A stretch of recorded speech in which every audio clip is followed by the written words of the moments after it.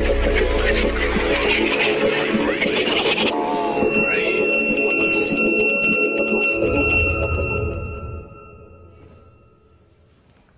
my god, I hate that idiot. Slavoj Zizek was dissident in Tito's Joegoslavië, maar noemt zich nu weer communist.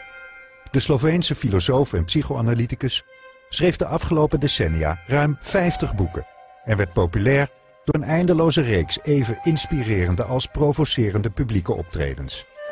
Daarin toonde het denkbeest uit Ljubljana zich een welsprekend criticus van de sociale orde sinds het einde van de Koude Oorlog.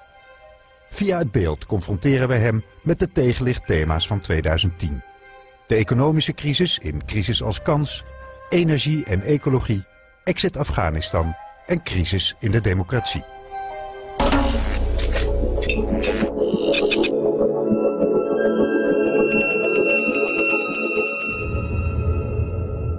Slavoj Zizek, the floor is yours.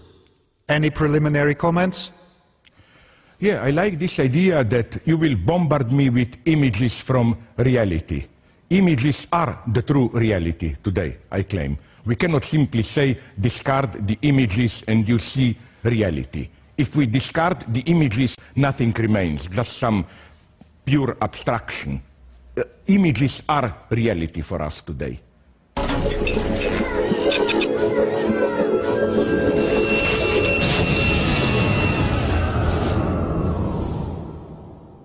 Let's start with the economic crisis.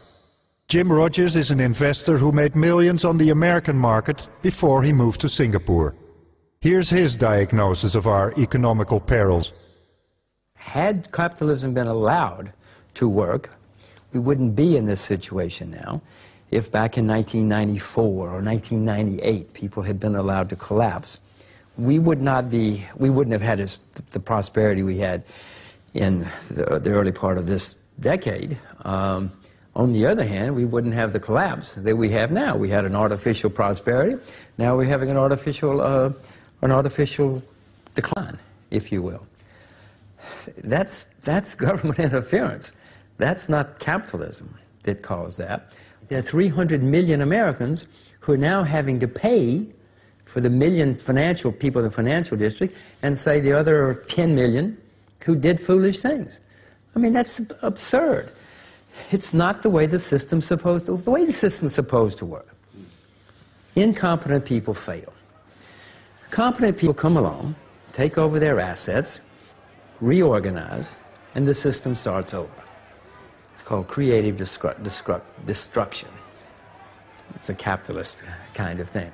But what's happening now is the government is coming along and taking the money away from the competent people, giving it to the incompetent people, and saying, now you compete with the competent people with their money. I mean, so the whole system is weakened. That's called socialism. You should recognize that. You should recognize that system. That's what the socialists do. That's what the communists tried to do. I really found this obscene and ridiculous. Not because I count myself as a communist, but because, my God, one thing is clear. Those who got us into this crisis, at least here, it's not social democrats, it's not the state, it's precisely the capitalist system running out of control, not being too much controlled by the state, and so on and so on.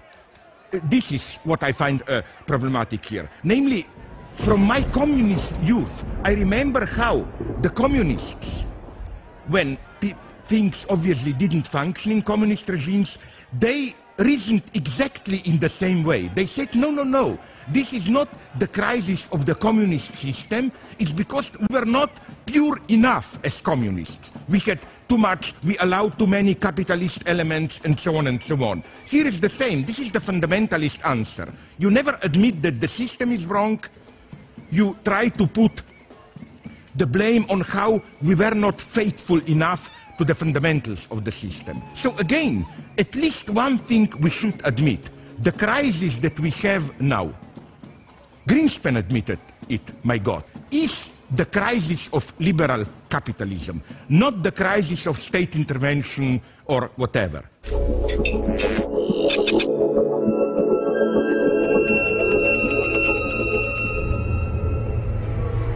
The economic crisis manifested itself at first in the American housing market.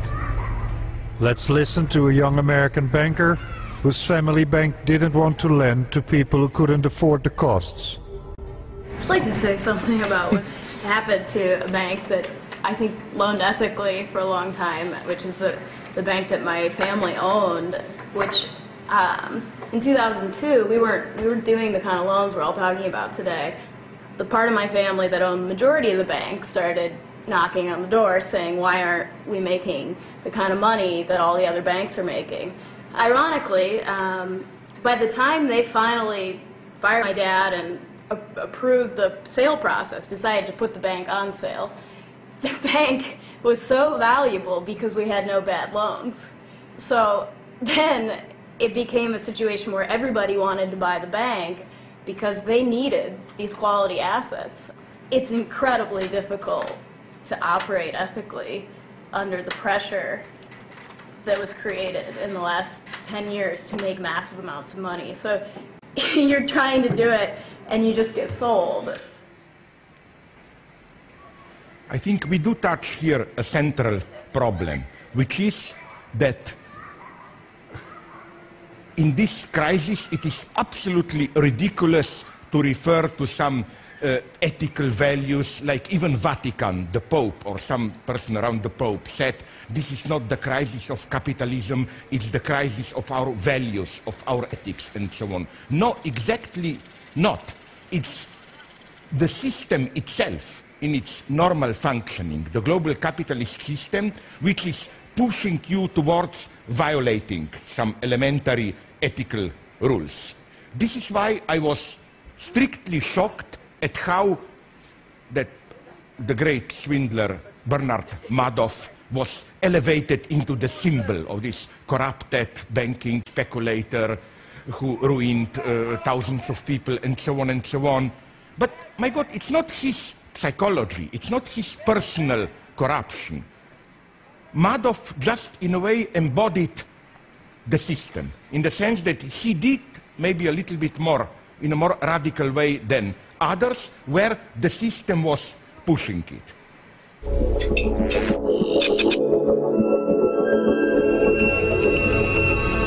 Here's a guy whose financial products helped crash Wall Street. Making a lot of money is like taking a drug. It is the same. You get the, what is it, Pharaohs or whatever. It's very, when somebody hands you $1 million check or a $5 million check, you know, you feel good head to toe. It's like, it is very similar to a drug, and you want to, and you like to maintain that feeling. It's something that you know, you have to in your mind realize, yeah, you know, there's only, you know, life is short. You want more, yes. Oh, if I'm making $5 million, I should be making 50 because I'm a genius. You know, if somebody hands you, you're 30, 25 years old, hands you $1 million or $5 million, then not only do you feel good, but then you have, you're no question in your mind that you are a genius, and that the rest of the world owes, you know, you're just so much better than everybody else. That happens. Nice point, but what I would have said is, again, just to repeat what I already said, let's not approach capitalism as a psychological problem. The solution is not we should somehow overgrow or get rid of this addiction to money, I want more and more and more. The problem is to see, to analyze how this attitude is generated by what in the old-fashioned Marxist terminology we once called an objective social system, part of which are such attitudes. They are generated by the system. And so again, let's not make out of it a psychological problem. What do I mean by this? Here, I would like to mention an example that I find wonderful, irresistible. This is a strange phenomenon, you remember, called canned laughter on TV, when laughter is part of the soundtrack itself. And it's a very strange thing. Like, you watch some stupid TV show, tired in the evening, like Cheers, Friends, and you don't even have to laugh. The TV screen laughs for you. The proof is that, at least it holds for me, I hope I'm not a unique idiot.